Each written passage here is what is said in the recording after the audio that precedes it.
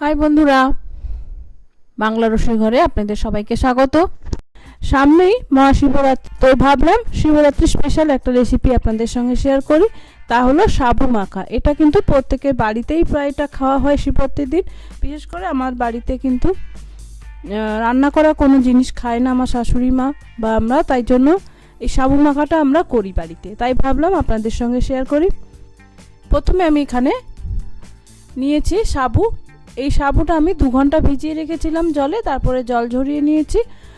সুন্দর কিন্তু নরম হয়ে গেছে এবং ফুলে বড়ও হয়ে গেছে।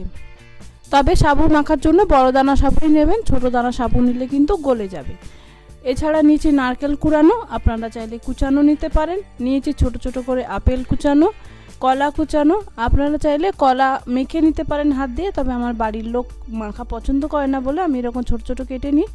নিয়েছি আঙুর এরকম ছোট ছোট করে কেটে, নিয়েছি শসা। আপনারা চাইলে অন্যান্য ফলও নিতে পারেন, যেমন জামরুল বা বেদানা, আপনাদের যেরকম পছন্দ, বা খেজুর। আর নিয়েছি গুড়। আমার যেহেতু সুগার আছে এবং আমার শাশুড়ি মারও সুগার আছে, তো আমরা এখন আর খুব একটা চিনি টিনি দিই না সাবু মাখায়। আর এটা আমার বাড়ির থেকে আনা খেজুরের গুড়, সেটাই দিলাম। এছাড়া নিয়েছি মিষ্টি দই 100 গ্রাম এবং মধু।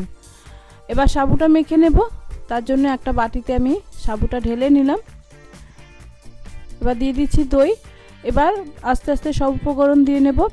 বন্ধুরা, অনেকে দই খান না, অনেকে দই সহ্য হয় না। যদি দই সহ্য না হয় তাহলে কিন্তু কন্ডেন্স মিল্ক দিতে পারেন, তাহলে কিন্তু দারুণ টেস্ট হয় খেতে। আমিও ভেবেছিলাম দেবো, কিন্তু বন্ধুরা বাড়িতে রাখা ছিল, তাই কিছুদিন আগে আমার হঠাৎ করে কফি খাওয়ার ইচ্ছে হলো। তো বাড়িতে দুধ নেই, অথচ কফি খেতে ইচ্ছে করছে। তাও দেখি দিয়ে কন্ডেন্স মিল্ক রয়েছে, তাহলে এটা দিয়েই খেয়ে নিই। তো আমি খাওয়ার পর কর্তাকে কর্তা বলে কি তুমি একা খেয়ে নিলে, আমার জন্য করবে না? তা ওর জন্য আবার করলাম পরের দিন। তো সেই করতে গিয়ে কন্ডেন্স মিল্ক প্রায় শেষ হয়ে গেছে, তাই ভাবলাম যাকে। বন্ধুরা, আপনারা এরকম কখনো খেয়েছেন কন্ডেন্স মিল্ক দিয়ে কফি? দারুণ হয় বন্ধুরা খেতে, একবার খেয়ে দেখবেন, স্বাদ ভুলতে পারবেন না। আর কালারটা হয় দারুণ। আমি এরকম উল্টোপাল্টা কাজ মাঝে মাঝে একটু করি, আপনারাও যদি করেন আমাকে কিন্তু কমেন্ট করে জানাতে পারেন।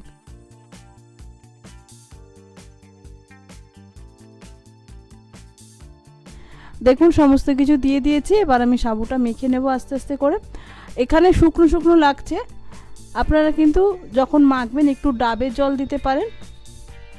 আমি একটু নারকেল কুড়ানো জল একটু দিয়ে দেব, আপনারা কিন্তু ডাবের জল দিতে পারেন, ডাবের জল দিয়ে ভালো হয়। বা আমি অনেক সময় কি করি, আমরা পুজো দিয়ে ফিরলে যে মিষ্টি থাকে সেই মিষ্টি দিয়ে অনেক সময় মেখে নিই। যেহেতু আমি চিনি দিইনি, সেহেতু একটু মিষ্টি করার জন্য আমি উপর থেকে দিয়ে দিচ্ছি একটু মধু। এটা খেতেও কিন্তু দারুণ হয়, আর যাদের সুগার আছে তাদের পক্ষেও কিন্তু ভালো। তো বন্ধুরা, রেডি আমার মহাশিবরাত্রি স্পেশাল সাবু মাখা। আপনারা বাড়িতে কেমন করে মাখেন আমাকে কমেন্ট করে জানাতে পারেন। আর কি কি দেন এতে তাও আমাকে জানাতে পারেন। আশা করি আমার এই সহজ সরল সাবু মাখা রেসিপিটা আপনাদের ভালো লাগলো। ভালো লাগলে অবশ্যই কমেন্ট করে আমাকে জানাবেন, আর বন্ধুদের মধ্যে শেয়ার করবেন। আর আগাম মহাশিবরাত্রি শুভেচ্ছা রইল সব বন্ধুদের। হর হর মহাদেব।